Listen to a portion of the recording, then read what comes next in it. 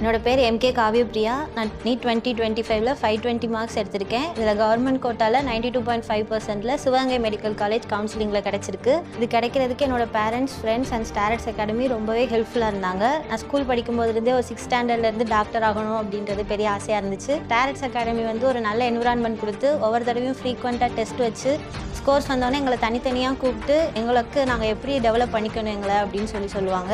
Materials and question பேப்பர்ஸ்லாம் எப்போயுமே NEET பேட்டர்னில் எப்படி வருமோ அது மாதிரி தான் சொல்லுவாங்க. எக்ஸ்ட்ரா சிலபஸோ எதுவுமே கிடையாது. எல்லாமே வந்து என்சிஆர்டி பேஸ்டாக இருந்து எங்களை எந்த வகையிலையும் கன்ஃபியூஸ் பண்ணாமல் டேரெக்டாக நாங்கள் எக்ஸாமுக்கு டைம் எப்படி மேனேஜ் பண்ணணும் எல்லாமே டெஸ்ட் டைம்லலாம் டைம் மேனேஜ்மெண்ட்லாம் ரொம்ப சொல்லி கொடுத்தாங்க. டெஸ்ட் வந்து எப்போயுமே ஒரு கண்ட்ரோல்டு என்விரான்மெண்ட்டில் நம்ம எக்ஸாம் சென்டரில் எப்படி இருப்போமோ அதே மாதிரி ஒரு சுச்சுவேஷனில் எழுதுறதுனால எங்களுக்கு அங்கே போய் நீட் சென்டர் வந்து புதுசாக தெரியலை. ஏற்கனவே பழக்கப்பட்டது மாதிரி தான் இருந்துச்சு. ஸோ எக்ஸாமை ஃபேஸ் பண்ணுறது எங்களுக்கு ஃபியராக இல்லை, ரொம்ப ஈஸியாக தான் இருந்துச்சு. ஸோ ஸ்டாரட்ஸ் வந்து ரொம்ப பெஸ்ட் சாய்ஸாக இருக்கும்.